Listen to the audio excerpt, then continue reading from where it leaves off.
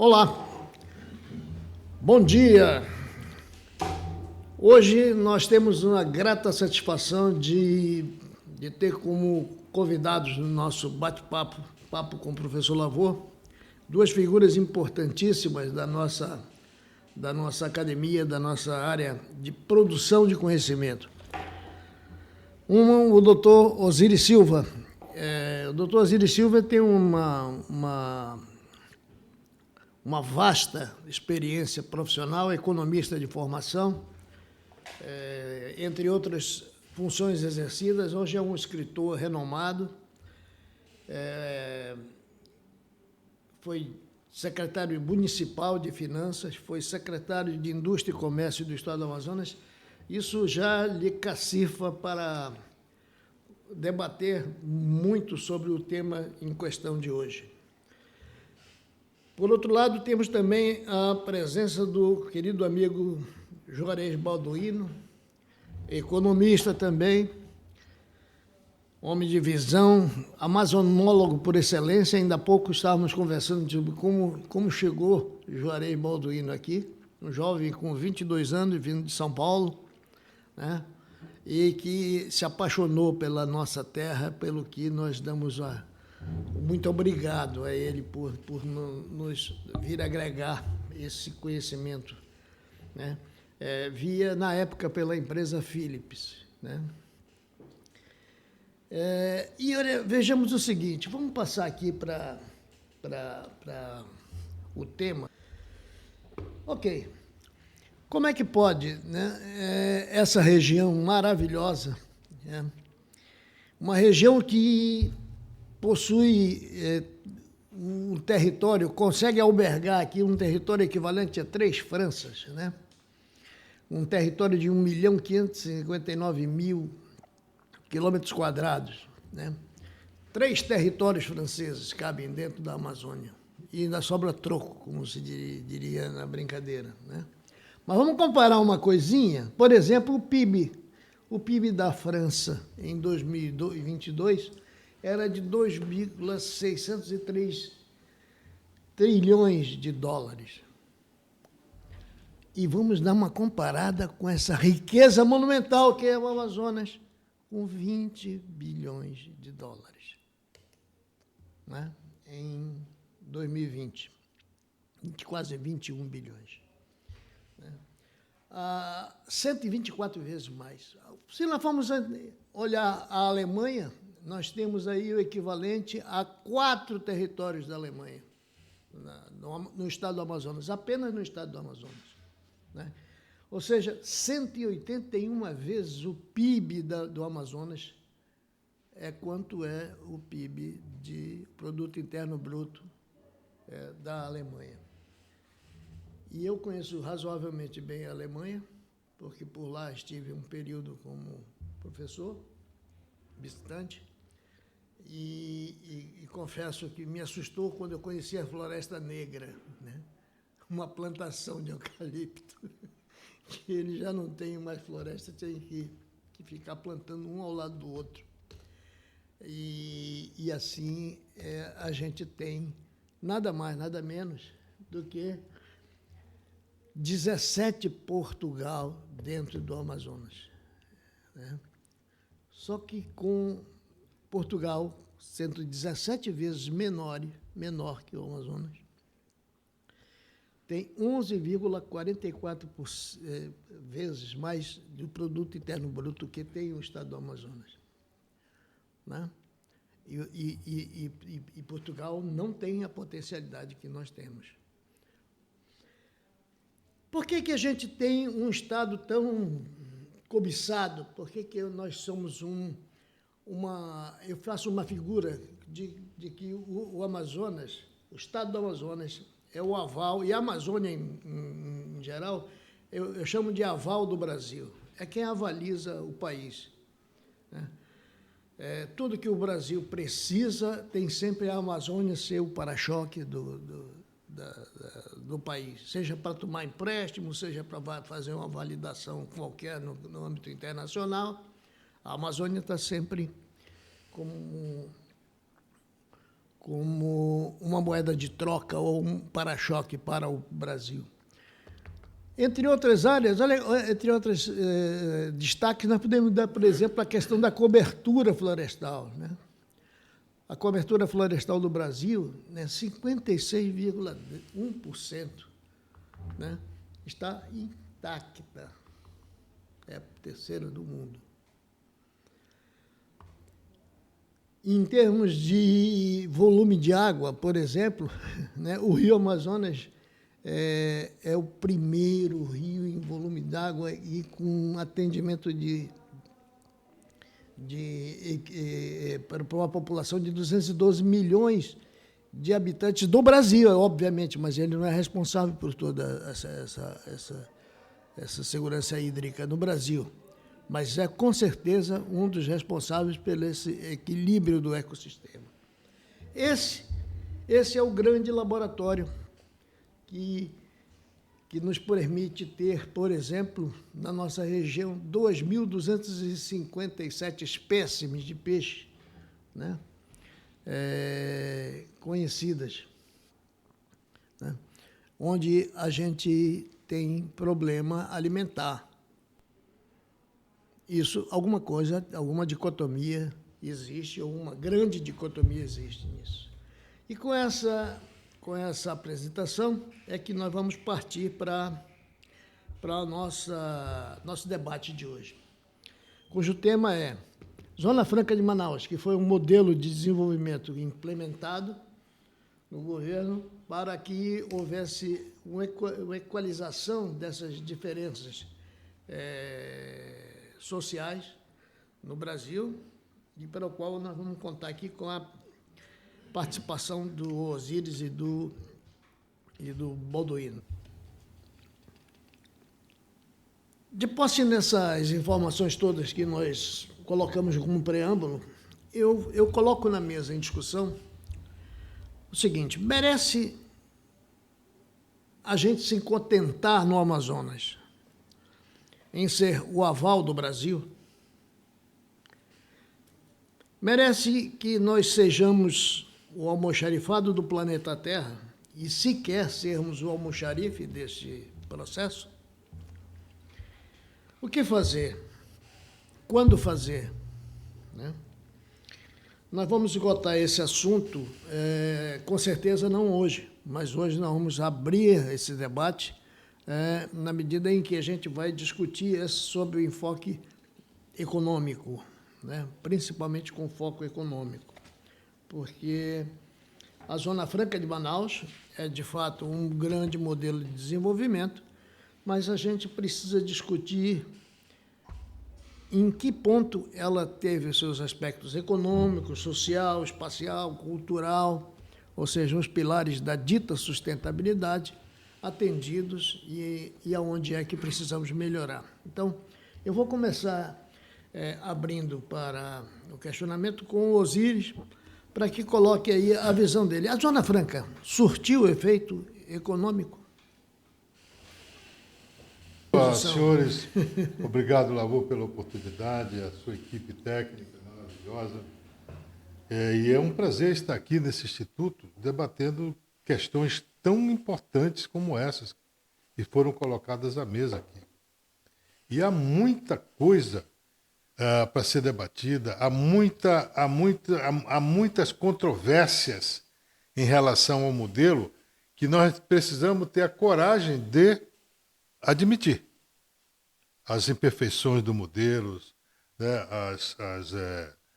as contradições do modelo, as frustrações do modelo Zona Franca de Manaus, que é uma coisa absolutamente, ninguém está falando mal de ninguém.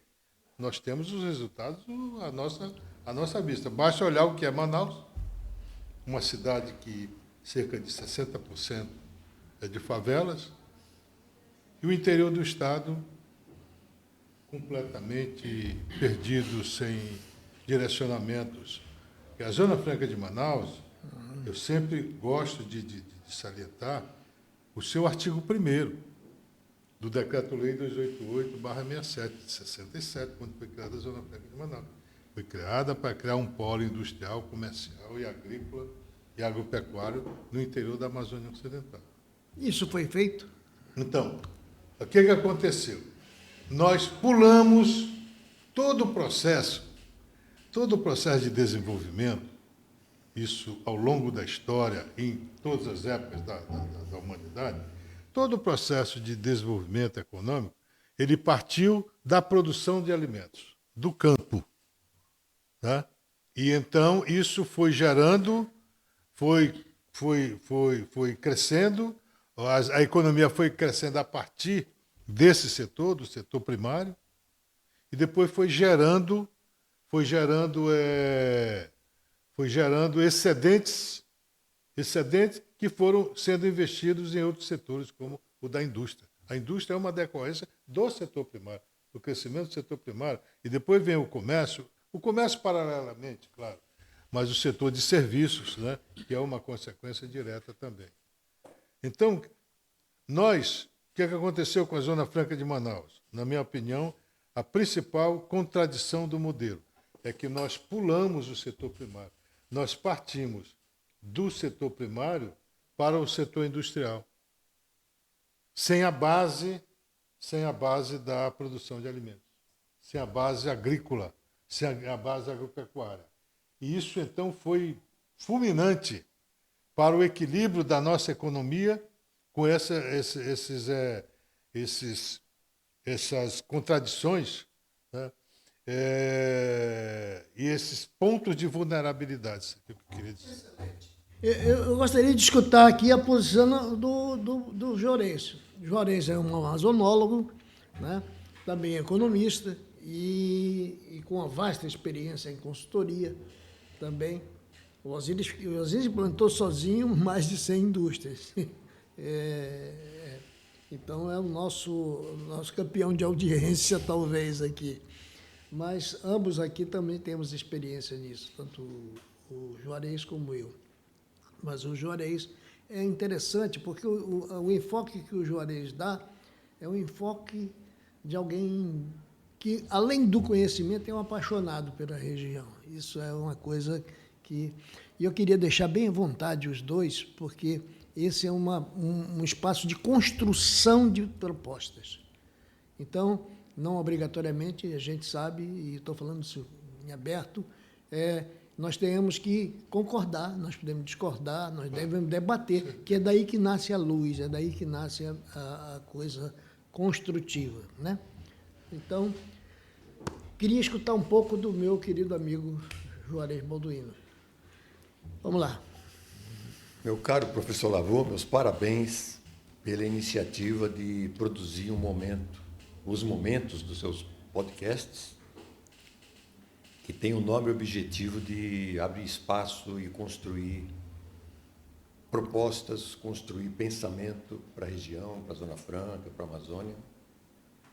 E eu acho que a nobreza da iniciativa está em poder, em algum momento, converter isso numa oferta cidadã para que, politicamente, isso possa ser encaminhado. Então, meus parabéns pela iniciativa, desejo todo o sucesso que você vai conseguir, certamente. Nós, a produção é conjunta. Agradeço o convite, estou muito honrado em poder dar minha humilde contribuição. Cumprimento também aqui o meu amigo Osiris, o grande amazonólogo também, amazônida e amazonólogo também, porque a Amazônia não tem nenhuma faculdade de Amazônia, né? Portanto, somos todos amazonólogos, não há um curso de Amazônia, né? E com relação à sua pergunta, a Zona Franca de Manaus, se ela teria atingido os objetivos, nós temos sempre que observar, eu entendo, de que ponto de vista estamos falando, né? Há quem diga, por exemplo, como o escritor Márcio Souza, que a Zona Franca foi uma desgraça que se abateu sobre Manaus. Então, no ponto de vista dele, escritor, e com os conceitos que ele desenvolveu, que discutiu, ele tem esse tipo de visão naqueles aspectos que ele defendeu. Ao mesmo tempo, por outro lado, tem pensamentos e vozes que dizem que não. E a Zona Franca foi um benefício para o Amazonas, para o Manaus. Mas, ao mesmo tempo, a gente escuta, como comentou agora aqui o meu querido amigo Osíris, que Manaus tem 60% de favela. Então, os contrastes são tão grandes e as variâncias de visões deste sistema de incentivo fiscal são tão contundentes que a gente precisa ver sob que ponto de vista a gente quer analisar. Eu diria que ela cumpriu o seu objetivo, né, no sentido de ter criado aqui as condições, pelo menos econômicas e etc., que poderiam se desdobrar em outros resultados para o Amazonas, para Manaus e para o Amazonas. Mas nós não vamos discutir aqui exatamente o que é que foi feito com esse resultado, com esse dinheiro, com essa renda, com essa arrecadação e tudo mais.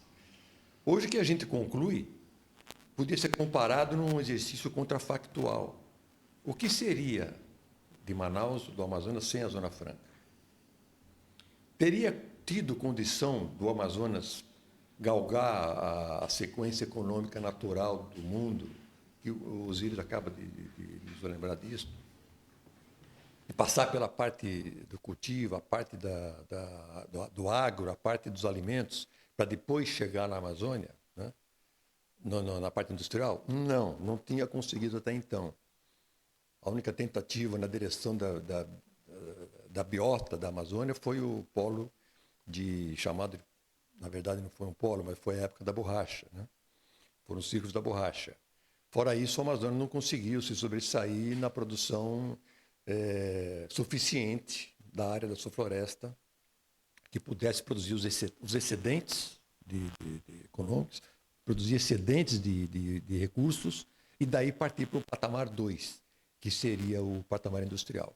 Então, o patamar industrial da Zona Franca de Manaus é um patamar inverso dessa lógica, é um patamar forçado por uma política que implantou aqui no polo industrial uma concorrência obrigatória legal, por isso que tem aqui os polos exclusivos no Brasil, onde quem não estiver aqui produzindo televisores não vai conseguir vender os televisores fora daqui. Assim é também em alguns aspectos da informática, polo de 2 rodas e assim por diante. Então, a Zona Franca aqui teve a introdução do polo industrial, com o primeiro plano, que gerou o contrário do que a sequência natural da economia indica.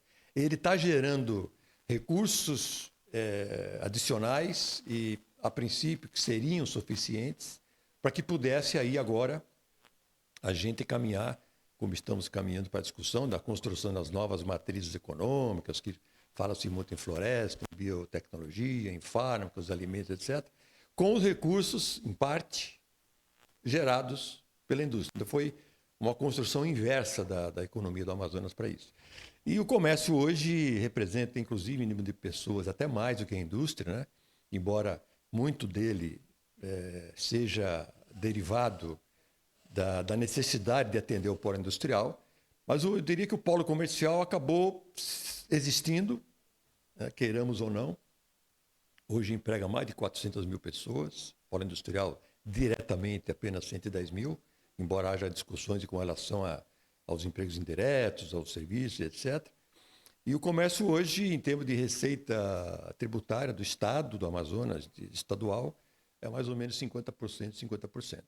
O agropecuário sempre teve dificuldade, o terceiro tripé da implantação da Zona Franca de Manaus, e houveram movimentos, né, ensaios de aumento, diminuição, que não tiveram a performance desejada ainda na construção do decreto, por motivos diversos, que não vem ao caso, se foi mercado, se foi estrutura, se foi a questão agrária, se foi a questão da terra, etc.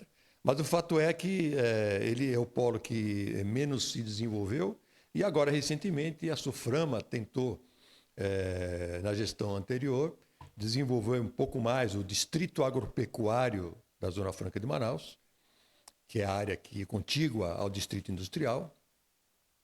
Projetou lá algumas mudanças estruturais com relação a suporte, a leilões e áreas, e está projetado que o distrito agropecuário comece a produzir algo em torno de 100 milhões de reais por ano, quando concluir essa fase de maturação. Mas o distrito agropecuário da Zona Franca é um ínfimo espaço comparando com o restante da Amazônia, com seus outros polos produtivos, com as outras áreas todas. Então, no conjunto, a dificuldade que eu entendo foi essa mais da parte agropecuária,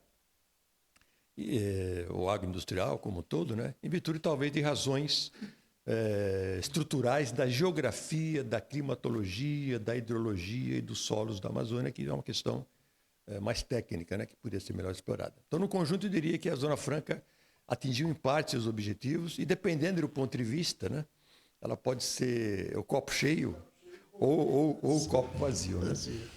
Bom, excelente. Eu diria o seguinte, eu acho que o objetivo do nosso trabalho aqui é exatamente construir essas propostas de solução.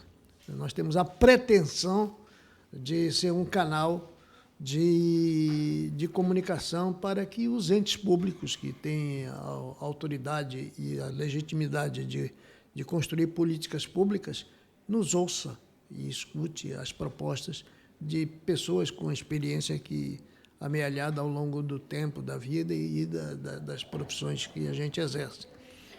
De sorte que, eu diria assim, o que fazer? Meu questionamento é o que fazer? O que fazer? Inconteste essa necessidade de termos hoje a Zona Franca de Manaus. Ela é o único canal de manter 4.200.000 pessoas do estado do Amazonas com alguma situação econômica, apesar de sermos campeão de Bolsa Família, né? Parte da população vive com a esmola que o governo oferece, porque tem que dar mesmo, porque senão não tem sobrevivência, né? Mas a ideia aqui é construir, é levar, chegarmos até a pretensão de levar até o governador do estado uma proposta de solução, né? Ele vai tomar a decisão política aqui, bem lhe convier.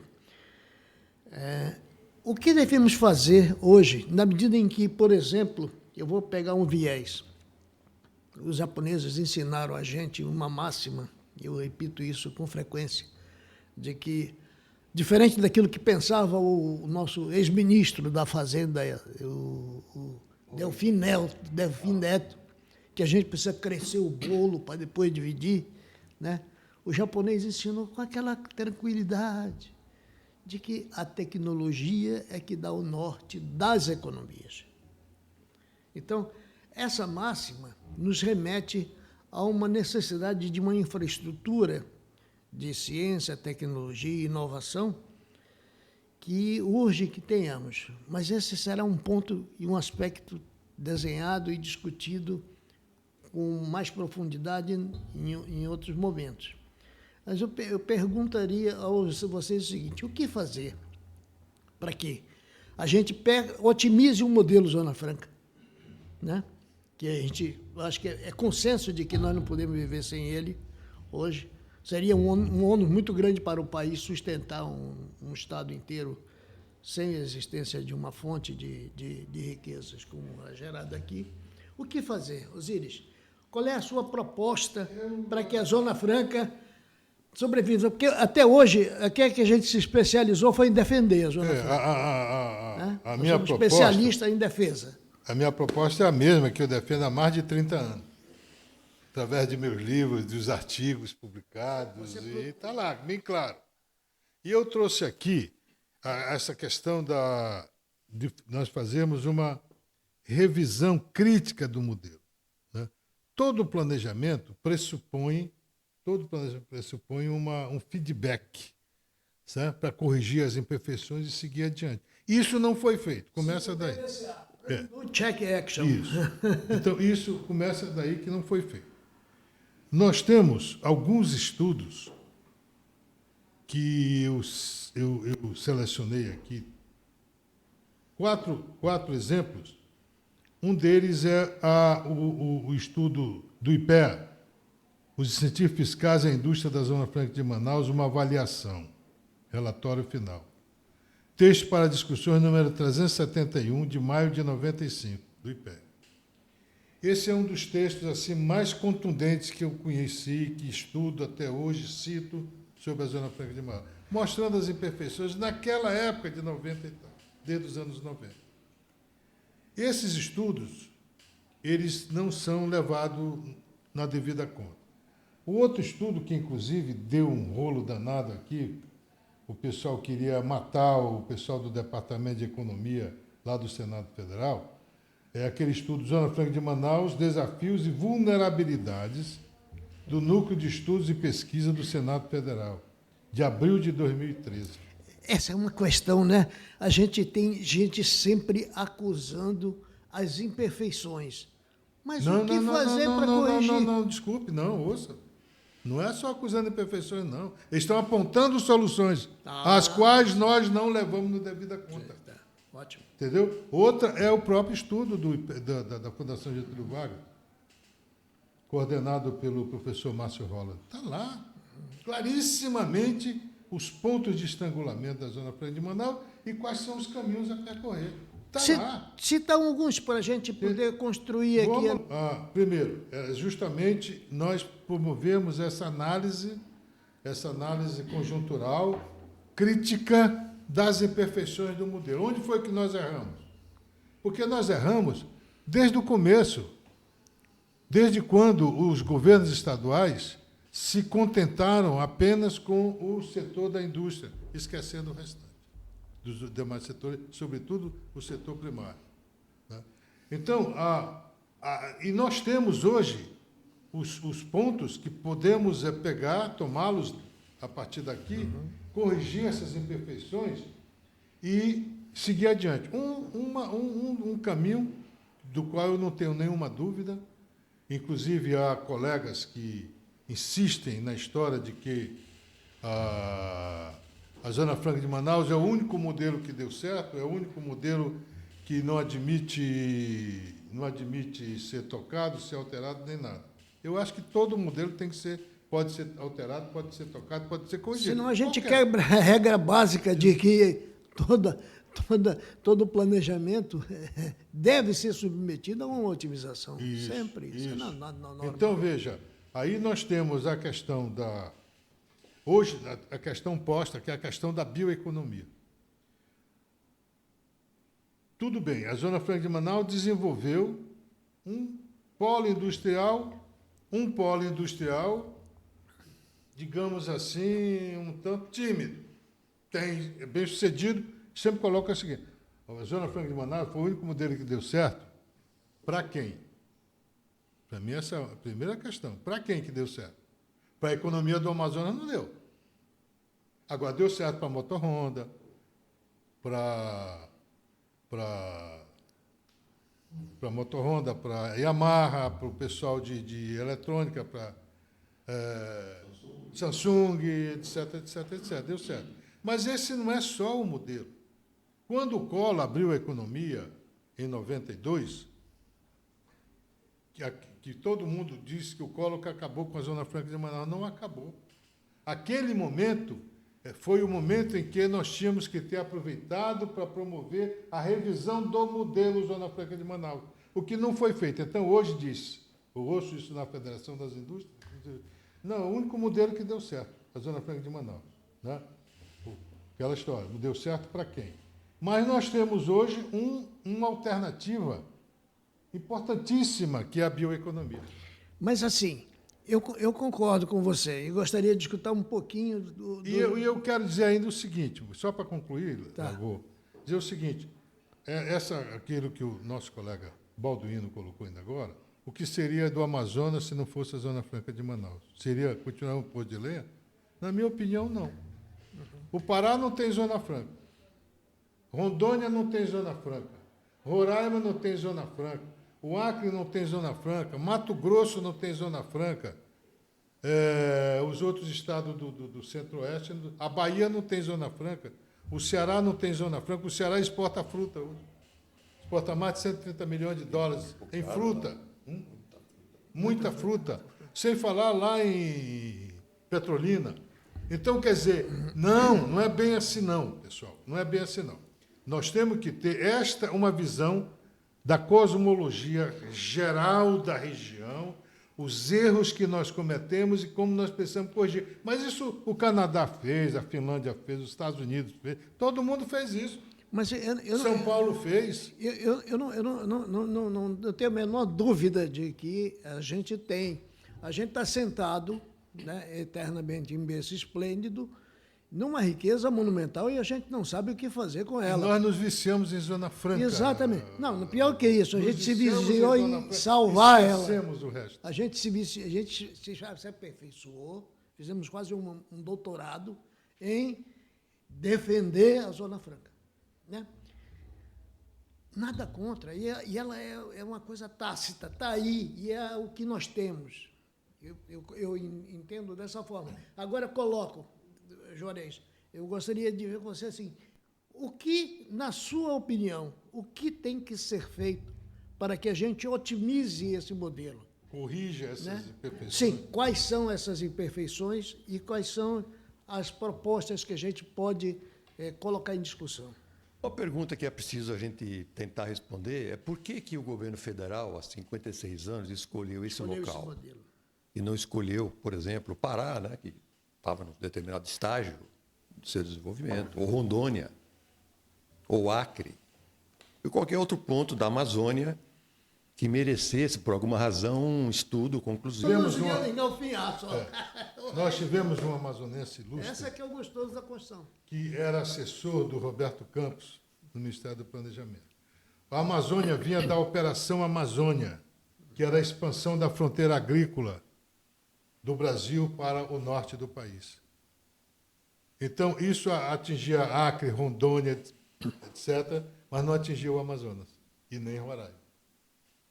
Então, o Arthur Amorim, com o Roberto Campos, foi que criaram esse projeto Zona Franca de Manaus, com o presidente Castelo Branco. E o Castelo Branco entendeu que, por uma questão de segurança nacional, inclusive, entendeu, teria que ser adotado um modelo para que a gente não ficasse para trás em relação às outras tratadas. Ótimo, ela está aí. Até porque nós não tínhamos uma fronteira agrícola, não tinha sul do Amazonas ainda na época. Nem existia Apoí ainda, não existia Humaitá, não nada existia. disso. Isso já é colonização recente. Então, retomando, então, de qualquer maneira, por que foi escolhido Manaus? Né? Por que foi escolhido aqui o encontro das águas do Amazonas para implantar aqui na margem esquerda do Rio Negro e do Rio Amazonas esse polo? É preciso responder essa pergunta. Né? Porque até então, só essa região que mereceu essa definição não tinha tido condições ainda que outras regiões estavam tendo.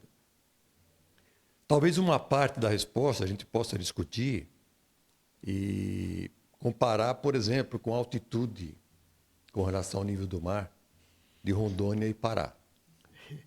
Você vai enveredar para uma defesa sua que eu acho fantástica, essa questão da geografia. A questão não é minha, é do planeta. Né? Do planeta. Se você pegar a Amazônia continental, que tem um pouco mais de 7,2 milhões de quilômetros quadrados, existe um ponto nessa Amazônia continental, que é o mais baixo do planeta, que é a bacia sedimentar do Amazonas, onde o estado do Amazonas está fincado. E nesse local, pela sua hidrologia, pelas condições diversas, tipo de solo, inclusive, não se pode comparar esse local com Apuí, com Rondônia, com Pará, nem com Roraima, que tem lá em Roraima, né, os maiores picos de elevação do planeta. Então, a Amazônia tem o local mais baixo do planeta, que é mais baixo do nível do mar, e, ao mesmo tempo, o pico da neblina, que é o mais alto. São os contrastes que ela tem. Então, esta também, provavelmente, é uma razão que é intrínseca ao território, que não permitiu que outras atividades econômicas se desenvolvessem na mesma velocidade e na mesma forma. Não é porque o caboclo do Amazonas tem esse ou aquela predisposição para isso ou aquilo diferente do caboclo do Pará. São amazônicos, estão aqui pelos mesmos motivos, estão vivendo aqui, estão procurando o melhor para suas vidas, nas suas famílias, e por motivos diversos, esse eu estou colocando como sendo um deles, não conseguiram chegar em patamares iguais. Cada um chegou no seu patamar em momentos diferentes. Os níveis, nesse aspecto da Amazônia, são bem diferentes. Então, esse é um fator que eu tenho a impressão que tem uma influência muito grande e que não vejo muita atenção para ele, né? A gente fala aqui, poxa, mas já tentamos no Amazonas fazer isso, fazer aquilo. Só deu solução a Évia, a borracha, que vinha lá do Purus e tal, mas isso tem 120, 140 anos. E não era lá que se desenvolvia o Amazonas. Era aqui para construir o Teatro Amazonas, em Belém para construir o Teatro de Belém, na Belle Époque. Eu conheço um pouquinho dessa história porque o meu bisavô governou o estado do Amazonas em 1917. 17, quer dizer, no fim do Na, primeiro no, ciclo e da na, borracha. na época do surto da gripe espanhola. Então, Pedro de Alcântara Bacelar. então não é porque o Era seu avô? Amazônida, É meu bisavô. não é porque o Amazônia, do estado do Amazonas, do Ribeirinho, que vem lá, inclusive, seus ancestrais lá, com o pessoal que veio aqui, dos soldados da borracha, são caboclos, né? E caboclos, a gente sabe que é uma mistura que contém a etnia indígena. Por isso que ele se chama caboclo. Então, eles têm uma miscigenação com os indígenas, que também têm uma outra visão de cultura, de floresta, de etc. Então, a coisa é muito mais profunda, né? E é por isso que eu vim entender recentemente uma declaração de Samuel Benchimol, que eu até botei no livro que eu escrevi, no início.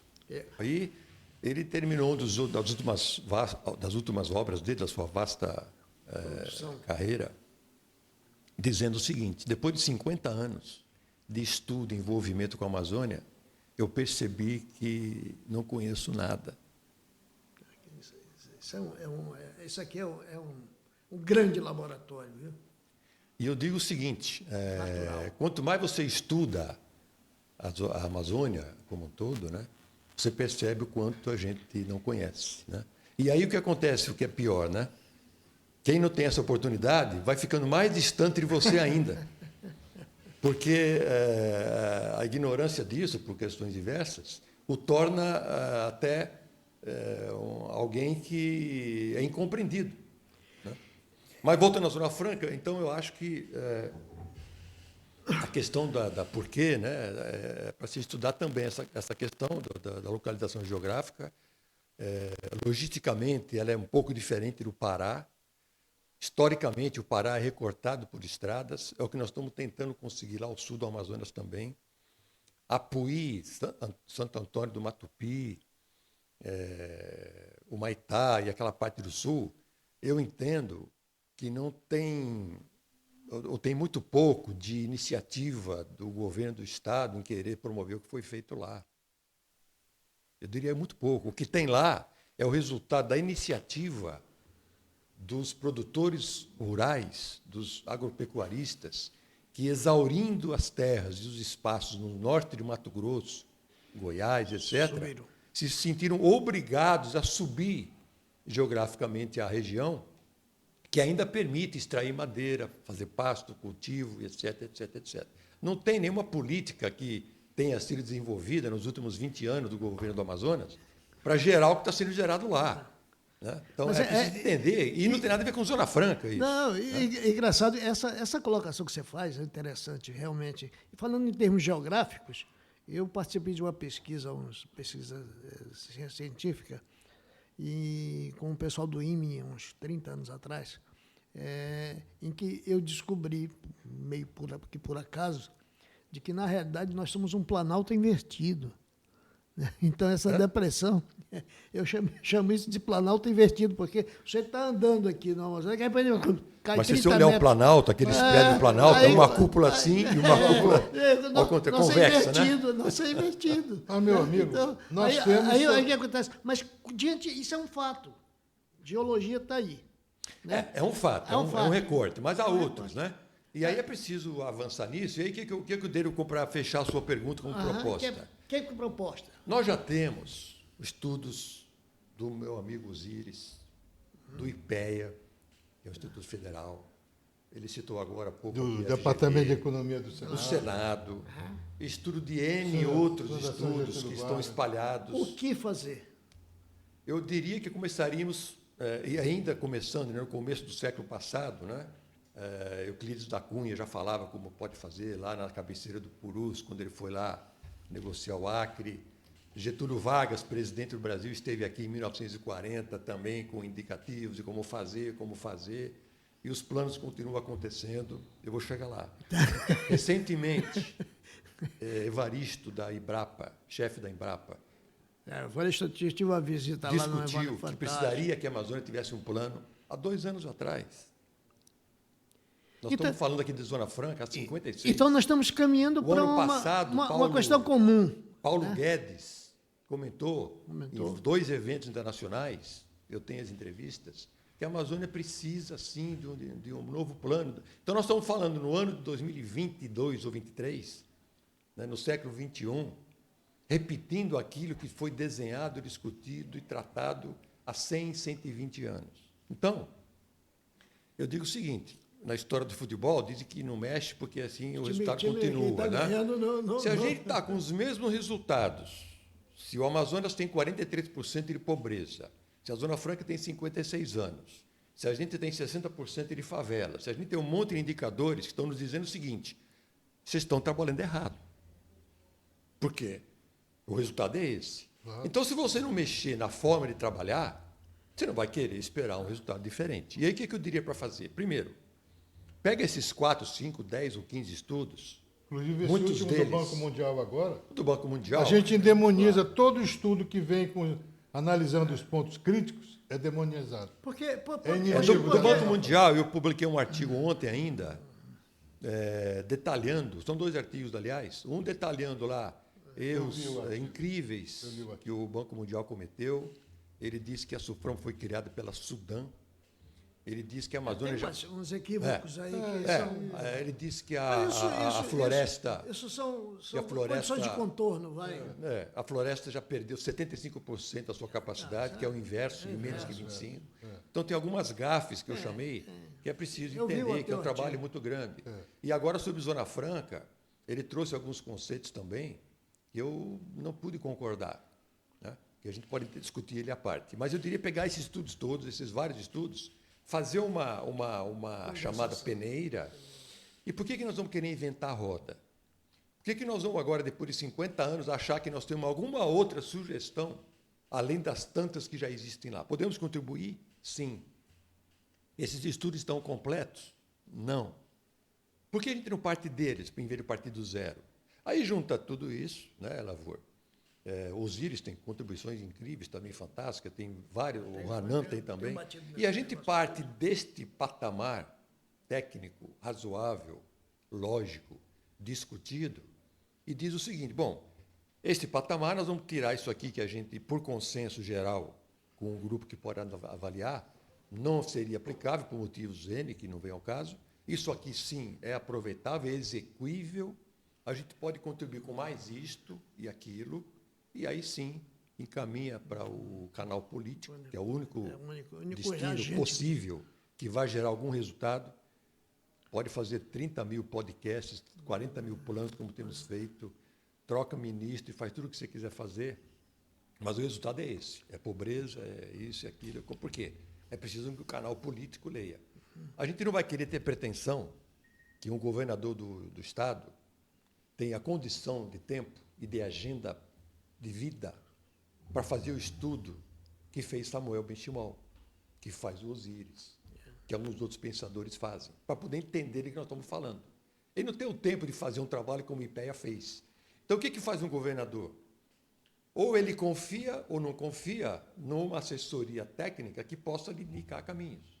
Porque ele tem mandato curto, ele tem que se preocupar com reeleição, ele tem uma agenda muito pesada em várias outras áreas, que não exatamente é essa, embora essa seja a base de tudo.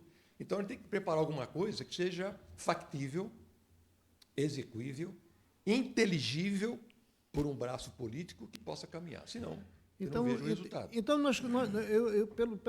pelo que escutei até agora, eu acho que a gente chega a um encaminhamento de que é consensual, de que o gargalo está na ausência quase que total de planejamento. Né?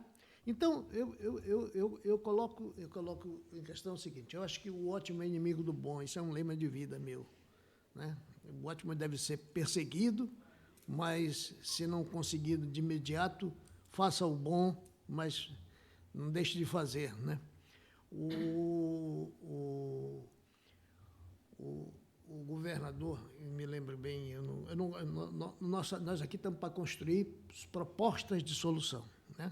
Então, nós não temos nenhum outro viés aqui de tendências ideológicas, né? Nós somos técnicos para oferecer propostas técnicas. Eu estou achando, então, que o gargalo está no poder público em recriar o que já existiu no Estado no passado. Começar de novo. Começar de novo. Começar do zero. Planejar. Planejar. Né? Só que para planejar, professor, você precisa ter dados. Claro. E nós não temos essa base de dados tanto quanto seria necessário para formar um planejamento. Aí vem Mas se você não tem vamos dizer assim, eu não sei, me permito até discordar um pouquinho. Nós não tenhamos com profusão.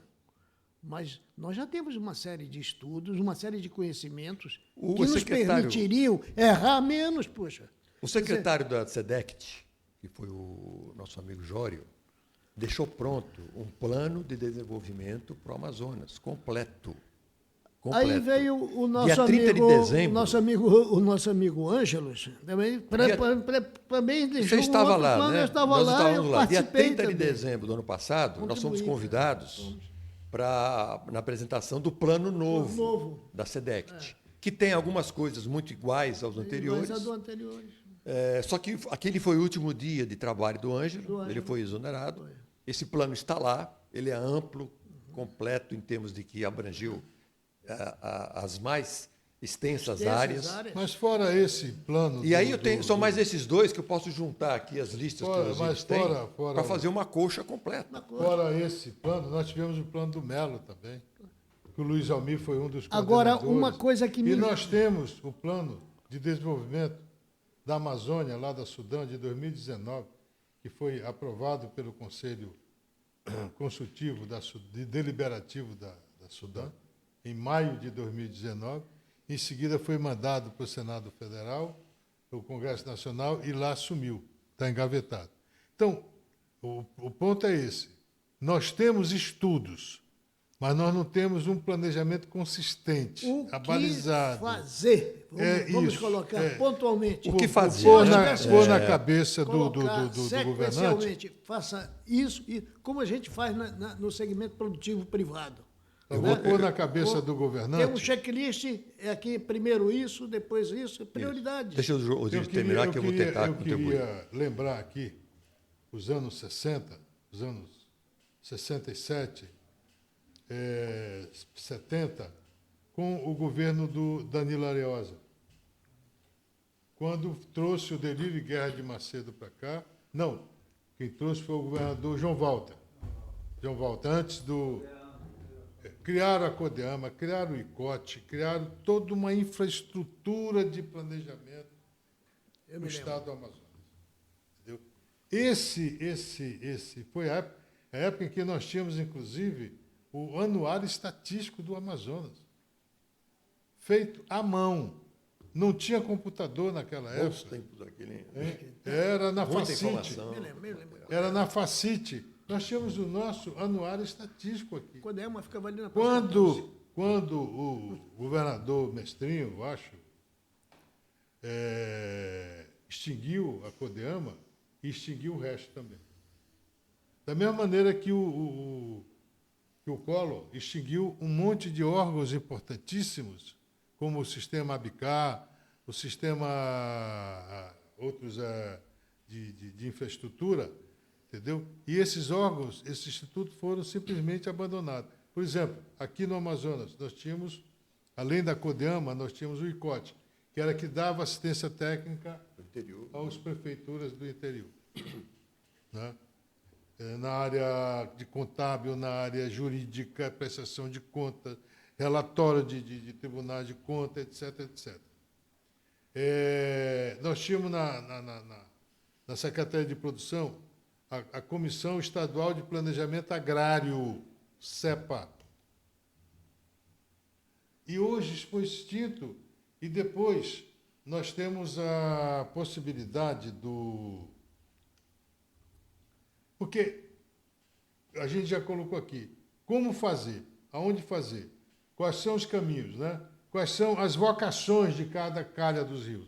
O zoneamento ecológico e econômico está aí para determinar isso.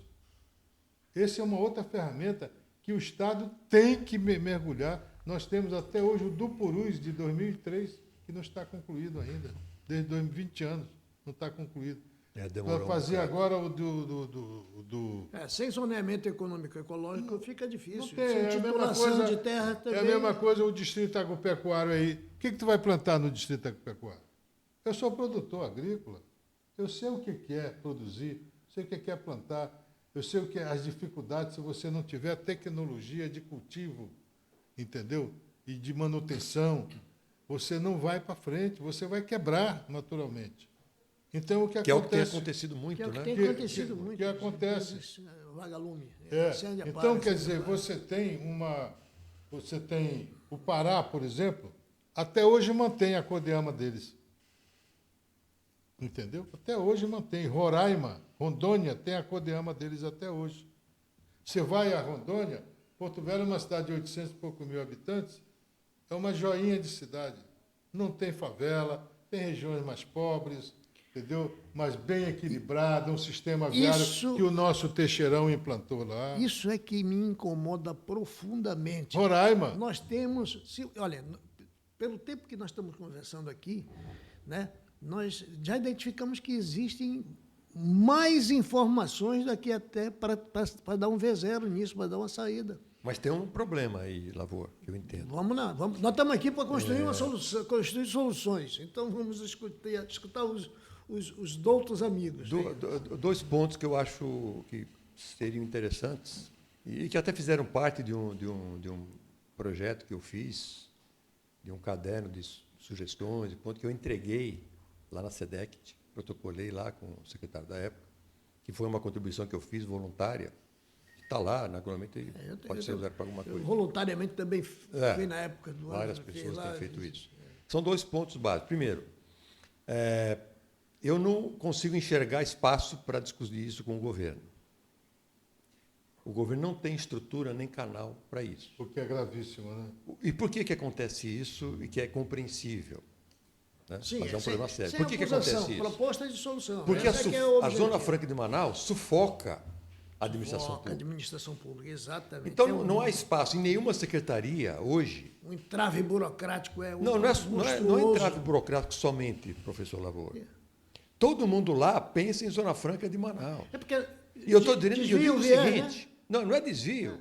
A Zona Franca de Manaus precisa dessa vigilância, dessa atenção, e ainda assim é insuficiente.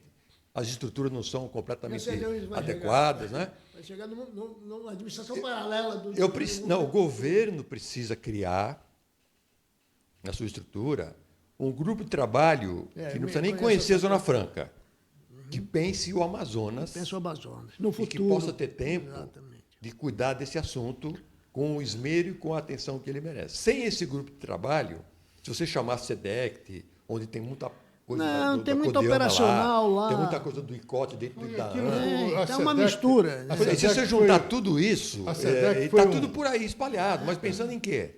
Agora, em 2 meses atrás, o governo lançou 3 bilhões e 700 milhões para o plano safra 2023-2024. Lá dentro está o zoneamento ecológico e econômico, lá dentro está o apoio técnico para o campo, lá dentro está um monte de coisa. Né? Mas tudo voltado por quê? Porque tem esse dinheiro que vem da onde? Vem da Zona Franca de Manaus. Né?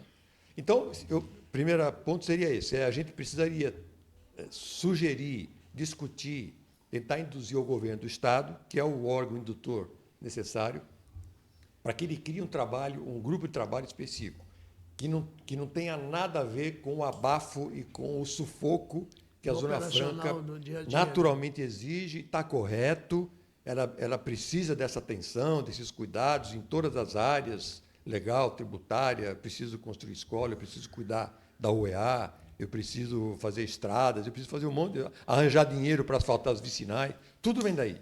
Mas esse grupo faria isso. E segundo ponto que eu acho que poderia ser estudado, eu não queria misturar o FTI, o FMPS, nem os fundos outros estaduais, Fundo da Pobreza e outro, com o que eu vou falar. Esses fundos continuam, já estão legalizados, estão ocorrendo, tem hoje bilhões de valores lá depositados nas contas do Bradesco, porque não há projeto, não é nem só por iniciativa precária do governo, é porque não há iniciativa também de quem quer o dinheiro, em virtude que isso demanda uma porção de coisa que nós vamos gastar mais 3 dias aqui falando.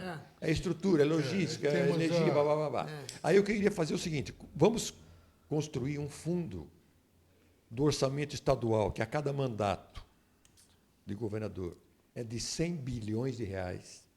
Hoje o orçamento do governo é esse. O Wilson Lima, o governador atual, vai completar o seu segundo mandato, tendo gerido 200 bilhões de reais, que é o orçamento do Estado. E deste valor, eu até sugeri os mecanismos de como fazer isso, sem aumentar a arrecadação, eu separaria um percentual, não me lembro agora se eu sugeri lá quanto por cento, citei de onde pode vir isso, e isso seria feito intocavelmente por mais 50 anos. Ou seja, no dia 1º de março de 1973, quando a Zona Franca acabar, eu teria lá, pelo cálculo que eu estimei, um valor em torno de 150 bilhões de reais, que, além de saber o que é que vai ser feito com esses fundos que eu acabei de falar, que eu não quero misturar, deverão ter produzido modificações e investimentos, etc., na biota da Amazônia, pode ser que sim, pode ser que não tanto quanto.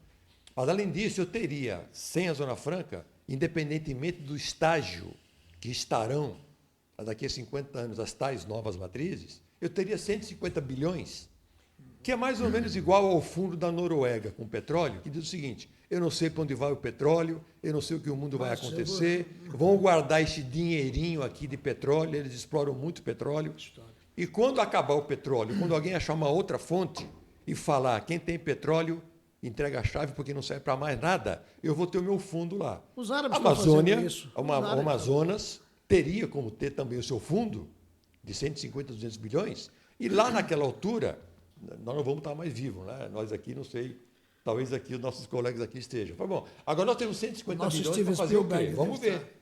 O que nós vamos fazer com esse dinheiro? Então, são essas duas propostas que eu faria. Eu gostei muito da tua colocação, até porque defende parte dessa questão também. Eu só discordo de alguns pontos que eu vou colocar aqui. Primeiro, eu vi o Osiris se coçar na cadeira aqui quando você falou 50 anos. Eu advogo uma tese muito semelhante à sua, mas eu diria que tem uma coisa, um viezinho, talvez pelo cacuete acadêmico, né? Eu acredito que a academia poderia ser um agente de propostas, ser mais propositiva, né? Esse é um desafio que a gente está tentando costurar para que a academia seja alguma coisa que leve propostas, porque a sociedade precisa disso, a sociedade precisa de retorno, e um dos retornos é você plantar o futuro dele. Quer dizer, durante a pandemia, o que eu mais fiz foi ler sobre história, né? E repaginar lá atrás, lá Roma, né? Século III, por que Roma caiu? E se a gente entrar em ciclo, nós vamos descobrir que sempre, quase sempre, do que eu li, né? E o mundo teve reviravoltas, né? Mudanças, quedas de império e tal, por uma questão simples: a fome.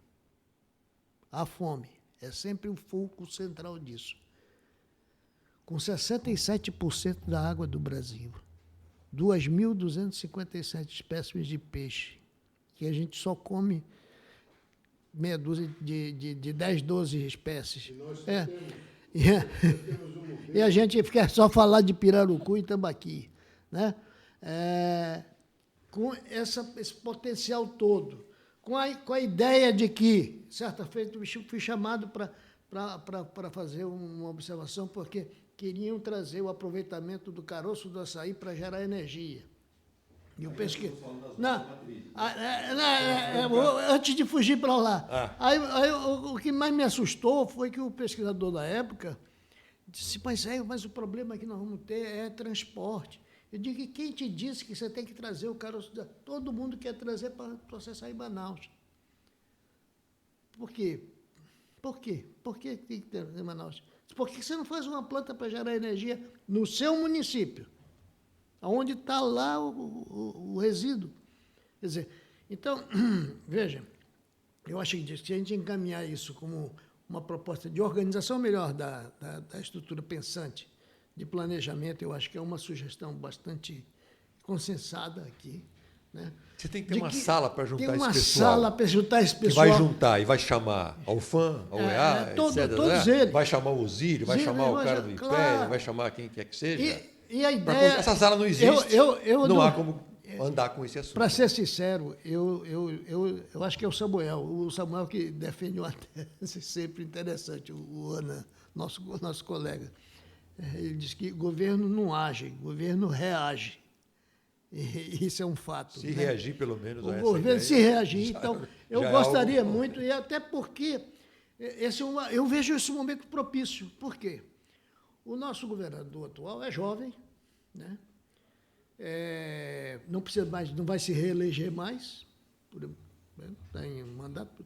Tem uma grande chance, como colocou muito bem o Samuel, de apostar nessa organização e deixar um fruto para as próximas gerações de jovens amazonenses que vão fazer melhor do que talvez a nossa turma aqui fez. Agora, então, esse é um fato, a Zona Franca. Eu acredito, eu defendo ainda mais uma tesezinha em cima disso para colocar rapidamente em questão. O tema é tão grande que a gente passaria um dia todos aqui conversando, discutindo, né? Mas a gente não vai ganhar do podcast dos outros que tem até 4 horas de duração, senão a gente vai morrer de tédio aqui. Mas acredito muito na especialização do modelo. Eu acredito que aqui nós precisamos muito mais de suporte, estrategicamente falando, da visão do mundo exterior, do que mais de Brasília, guardadas as devidas proporções, né? Qualquer movimento que nós façamos aqui, com apoiamento externo, pressiona Brasília. Pressiona direto ou indiretamente, porque, de certa forma, a Amazônia, né, é eu não gosto da palavra cobiça, mas é a menina dos olhos de todos os países do mundo, desenvolvido principalmente. Eles têm a falsa ideia de que só a gente que vai salvar eles pode queimar tudo, que não tem problema. Né? Ótimo, então vamos pagar a conta por isso. Né? E se a gente trouxer para cá tecnologia de ponta, né? que mantenha esse viés de sustentabilidade ambiental, né? Com isso, a gente vai fazer o quê? O pilar cultural, o pilar espacial, o pilar social do desenvolvimento sustentável em pé. Né? Então, por exemplo, surge neste momento uma necessidade da gente rever. Eu pergunto, por que a gente não está atrás aqui das tecnologias e canaliza principais produções aqui, né, em tecnologias de ponta? De ponta mesmo. Por que a gente, ainda aqui, o mundo inteiro está fazendo veículos elétricos, principalmente motocicletas elétricas, né? A gente não pode fomentar essa competição. Por que nós vamos para a área de... Nós já temos aqui na Zona Franca... Mas um start muito elementar. Isso tem 2, 3 anos. Né? Nós já temos mas vários projetos A BMW é uma delas? De moto elétrica. Porque Ciclomotores elétricos. É uma tendência natural. Não tem como evitar não isso. tem por onde correr. Por isso que eu acho que o governo federal fez o seguinte: ele deu a faca, o garfo e o prato. E disse, vocês que entendem de produtividade, de mercado, de tecnologia, que não é o governo, não é governo, façam o que quiserem aqui com essas regras. Então, isso que o professor coloca não compete ao governo. Não compete a ninguém. Por quê? O sujeito já sabe onde é que é o prato, cadê o garfo e a faca, e ele faz o seguinte, faça o que você sabe fazer bem. Então, deixa esse pessoal da indústria, e quem mais quiser vir, fazer o que eles sabem fazer bem. Porque se não fizer bem, eles não conseguem ganhar o mercado. Então, eu acho que a tecnologia aí, ela é inerente ao empreendedor, que não pode nem deixar de fazer a melhor TV, o melhor celular, porque senão um pode acabar absorvendo o outro. Né? Não tenho dúvida, mas eu quero só lembrar uma coisa. E outro detalhe só, professor, que eu queria lembrar. A gente, há um tempo até discutia, mas vamos aprovar projetos, isso na Suframa, no CODAN, né? Mão de obra, tal. Passou um tempo onde o representante, hoje já falecido, da área produtiva, o Ricardo Miranda, dizia o seguinte, em alguns projetos, ele pedia a parte dos conselhos. Falou, presidente, eu quero fazer uma parte. Esse projeto X, que investe Y de valores em reais, está querendo admitir 10 pessoas, presidente. Isso não pode ser, 10 pessoas. Aí o presidente começou a dizer para ele o seguinte, sim, mas se ele não vier, são 10 a menos. Mas eu queria que fosse 100, 200. Não existe mais essa... Então, o que está acontecendo hoje com a Zona Franca? Nós temos que definir o que fazer, porque daqui a pouco nós vamos talvez escolher setores, tecnologia é um deles, que não vão poder absorver 100, 200 mil pessoas na mão de obra. Isso já aconteceu com controle remoto. Também. Uma linha de controle remoto empregava 100 mocinhas. Isso. Então, quando hoje a máquina vai sozinha. Para discutir a política industrial, a política de longo prazo do governo do Estado, ele tem que escolher. Eu quero empregos, eu quero fomentar tal, eu posso misturar os dois, porque se eu, de repente, escolher um caminho e daqui a pouco, digamos, num cenário que não tem a Zona Franca, eu vou ter 600 galpões aí, que a nova matriz econômica não usa. O que vai fazer o prefeito de Manaus? Igual Recife, tem um monte de galpão. Ela não usa. E outra coisa... Nascendo árvore dentro. Mesmo que use, olha o paradoxo. Quem está com incentivo fiscal vai precisar e vai querer gozar o incentivo fiscal até o dia 28 de fevereiro. Não vai abandonar fábrica, nem local, nem nada. As novas matrizes que vão chegando para chegar lá, nesse momento, que vão sendo construídas, vão se incorporando, elas vão ter que arranjar estrutura própria. Sim. Porque ninguém vai dar o galpão hoje do polo industrial para essas novas estruturas, se é que elas vão precisar disso. Porque essas novas estruturas precisam lá do interior, do campo, da fazenda. Hoje você, numa sala dessa aqui, bota 2, 3 meninos desse fera e fazem lá a distância ele comanda. Então, toda essa parte de visão estratégica, a gente não está vendo discutir, e é preciso incluir na sala tal aí, né, que vai ser criada para aí a gente vai entrar no viés da educação, da ciência e tecnologia, etc.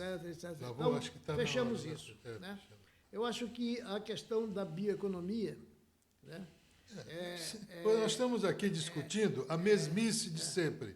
Então, Polo Industrial de Manaus, Zona Franca de Manaus, esquecendo do essencial, que é a inclusão da bioeconomia. Isso nós não estamos falando. Quer dizer, eu me recuso a continuar num debate desse, porque eu não concordo com isso.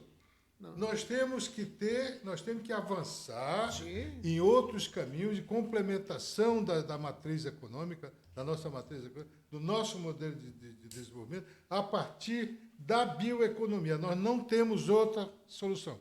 Nós não temos. Esqueça, que nunca nós vamos chegar a um nível de produção de uma Coreia do Sul, de um Vietnã, de uma China. A Coreia do Sul, pessoal, Coreia do Sul, nos anos 50 para 60, estava destruída com a Guerra da Coreia.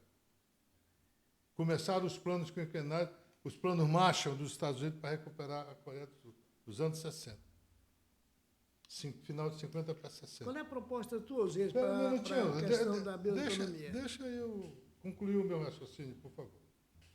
Então, a Coreia do Sul começou, então, a sua arrancada para o futuro. Como o Japão já tinha começado nos anos 50, depois da Segunda Guerra Mundial.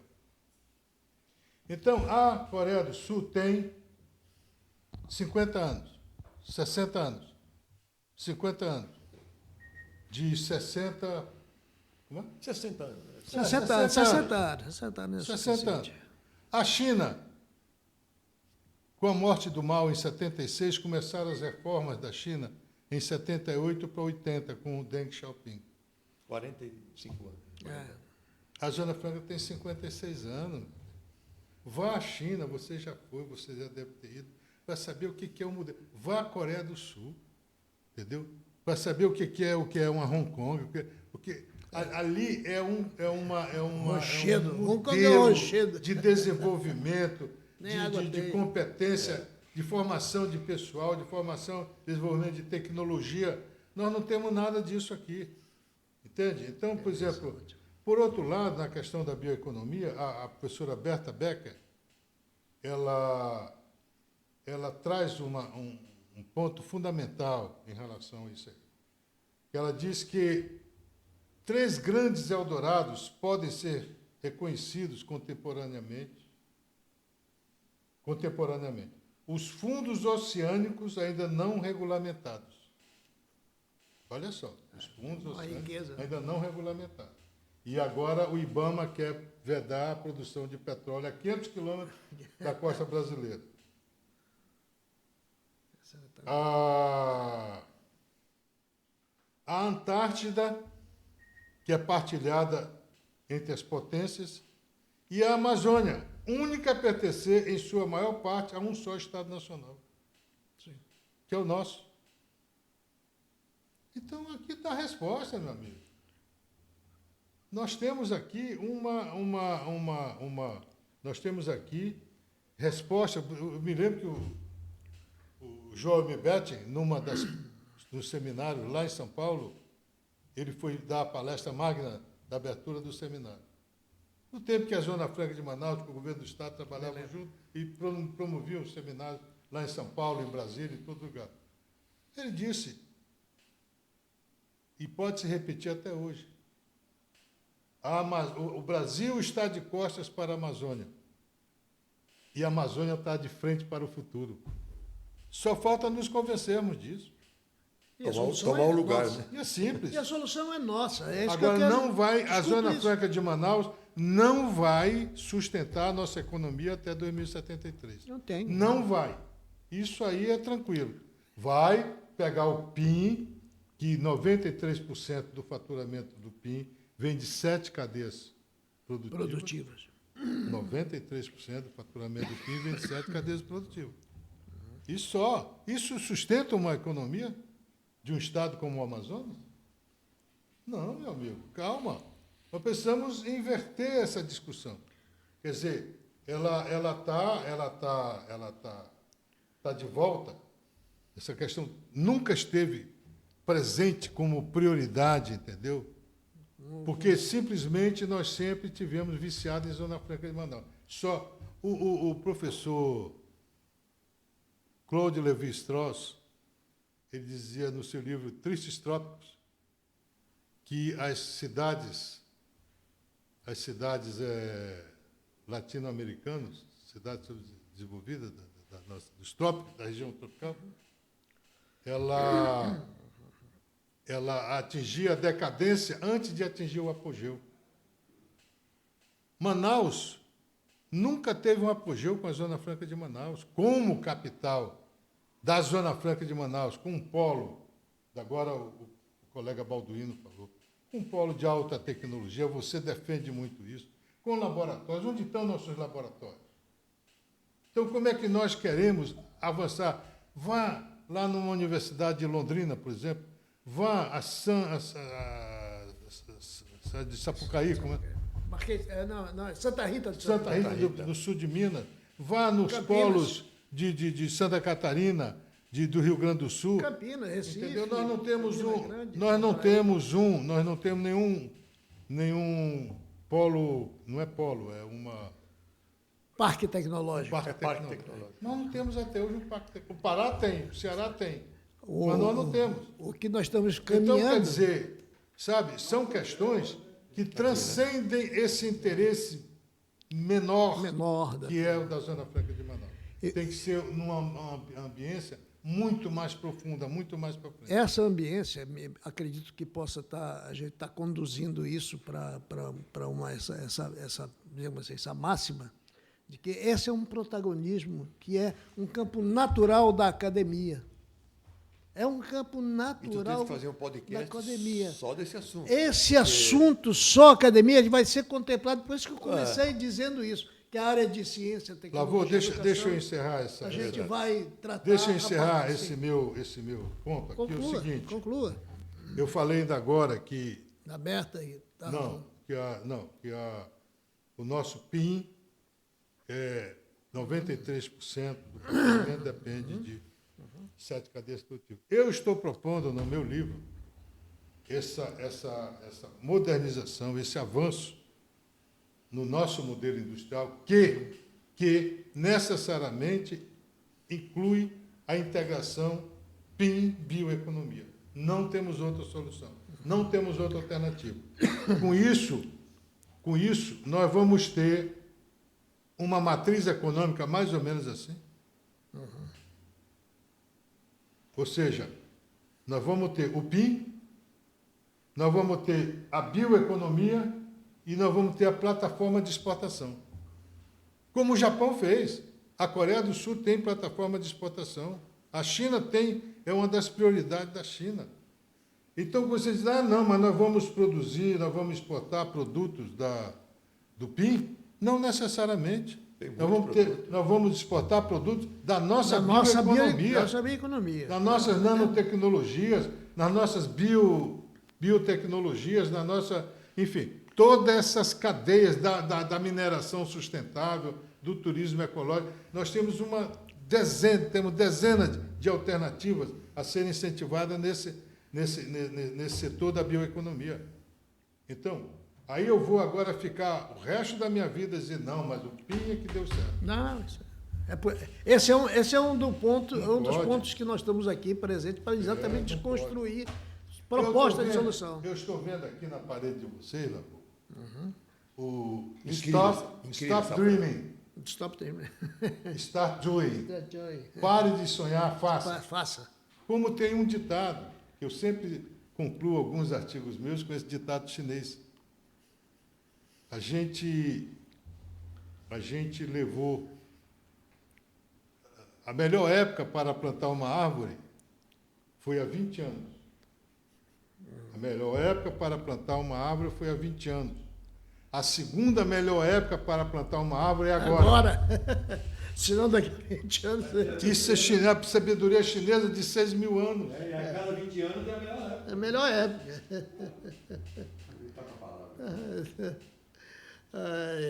Então, eu acho que é inconteste essa questão da bioeconomia, mas eu acho que ela é um tema tão profundo que merece que a gente discuta só ela. Mas nós não podemos dissociá-la dessa perspectiva. Ela está integrada. Que eu chamo ZFM/2073. Ela está, eu diria até antes de 2073. Sabe por quê? Porque o desenvolvimento da bioeconomia vai depender dessa riqueza gerada pelo polo industrial. Então, essa proposta... Como é que é? Desculpe, eu não entendi. Eu acho que o desenvolvimento da bioeconomia, Sim, de certa forma, vai depender daquilo que a gente gerar em termos de riqueza do polo industrial, associando-se para aumentar essa cadeia. Né? Eu acho que são coisas independentes. A cadeia da bioeconomia, ela é independente. Ela é independente, entendeu? Ela vai se complementar gerando um polo. O nosso polo industrial, ele poderá se chamar no futuro de polo agroindustrial, ou polo tal industrial, quer dizer, somado, Fazendo a floresta com a... Claro. É isso. Agroecologia. Não é o PIN que vai gerar recursos para a agroecologia. É a bioeconomia que vai gerar recursos 100% dependente, restrito a essas 7 cadeias produtivas, sobretudo, entendeu? E 100% dependente outro ponto, pessoal, que nós precisamos ver. Quando o Collor abriu a economia, nós verificamos, o Brasil ficou escancarado que o modelo de substituição de importações já era. Com a abertura da economia, evidentemente, o modelo de substituição de importações se anulou. Claro, porque quando eu abri a economia, aquilo que eu tinha como mercado cativo da Zona Franca de Manaus, da produção industrial da Zona Franca de Manaus, morreu, porque todo mundo veio com os disquetes lá, que tirou o Dailton do mercado, e assim por diante. Entende? Então, quer dizer, isso aí é uma coisa crucial, ter isso em mente, entendeu? E partir de soluções disruptivas em termos de tecnologia de processo e produto. Então, quer dizer, quando o modelo de substituição de importações, ele não existe mais no Brasil. Porque foi o modelo que manejou a criação, que inspirou a criação da Zona Franca de Manaus. Na época do governo da Revolução, o Brasil importava tudo. Aí o governo militar disse, não, vamos inverter isso. Então vamos criar um modelo de substituição de importações. Com a abertura da economia, esse modelo faliu. Mas nós não fomos capazes de ajustar o modelo de Zona Franca de Manaus a esse novo tempo. E continuamos dependentes, única e exclusivamente, do mercado interno para atender, para destinar a nossa produção. Esse é um fato. Queres fazer alguma abordagem, Juarez, sobre essa colocação do Osíris? Não, acho que ele colocou bem a ideia. Eu acho que a gente então caminha para Depois também, tem um horário que nós já estamos... A gente caminha para um afunilamento, né? Em que a gente poderia sintetizar de que uma ação importantíssima e indispensável é planejar de maneira organizada. Segundo, que esse pensamento, esse planejamento deve ser feito dissociado do momento operacional de qualquer governo, ou seja, um grupo separado, pensando o futuro. Isso quem muito bem fez no Paraná foi Jaime Lerner, que montou uma nucleação que até hoje pensa o futuro. Depois ele fez isso para Curitiba, o campo, a cidade, e botou.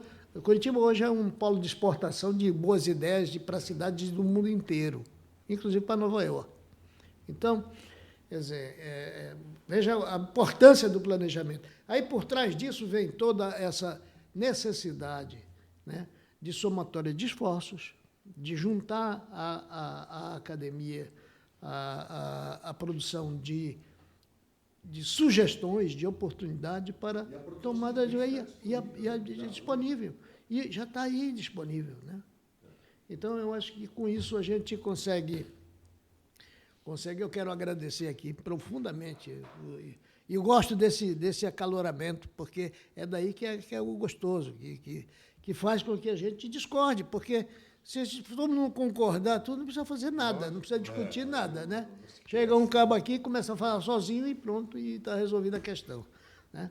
Mas não, a ideia é essa mesmo, é construir, e a gente está ganhando muito aqui a sociedade com a participação de vocês, e nós vamos sintetizar isso, né? E dando um encaminhamento seguinte. Nós vamos tratar, num momento único, somente a questão da bioeconomia, porque ela merece um tratamento muito especial. Para o futuro dessa nova matriz, é preciso muito de conhecimento científico, conhecimento tecnológico, conhecimento de uma garotada aí up-to-date, né? Em cima dos cascos para desenvolver isso aí, que vai conseguir explorar esse grande laboratório que a natureza nos deu. Né?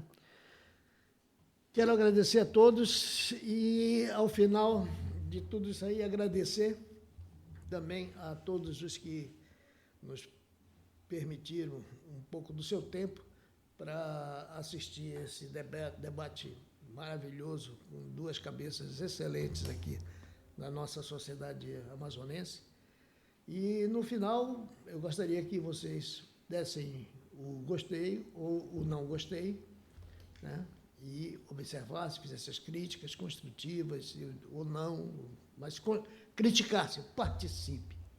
Venha construir conosco. É isso que a gente pede a toda a sociedade. Muito obrigado a todos. Obrigado.